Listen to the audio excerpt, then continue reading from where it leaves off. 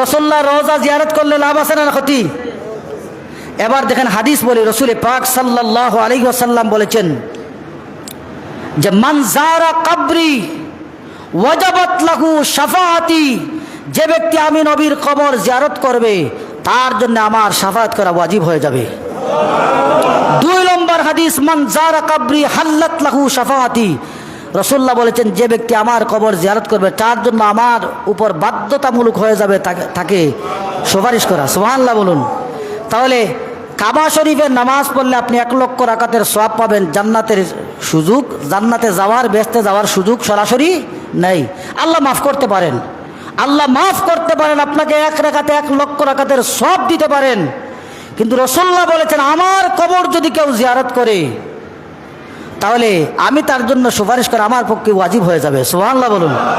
রাসূলুল্লাহ যাকে শাফাআত করবেন, রাসূলুল্লাহ যার জানটা ধরবেন, রাসূলুল্লাহ যাকে ধরবেন আঁকড়ে বলে আল্লাহকে মাফ দাও, আশা করা যায় আল্লাহ কিয়ামতের ময়দানে রাসূলকে নামঞ্জুর করবেন না, আল্লাহ ওই ব্যক্তিকে রাসূলুল্লাহর শাফাআতের উসিলা আল্লাহ মাফ করে দিবেন।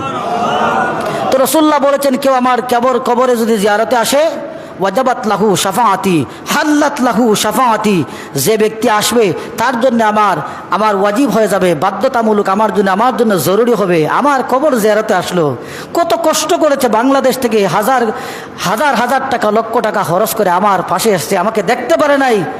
একটা দুনিয়ার একটাই ভালোবাসা, সেটা আল্লাহর রসুলের জন্যে। মানুষ দেখে নাই রসুলকে, কিন্তু এখনও 1400 বছর পরে যদি বলেন আপনার বুকটাকে সিরে রসুল্লাহর জন্য দেন, মানুষ জাপাইয়া দিবে। কথা ঠিক কিনা? মানুষ জাপাইয়া দিবে।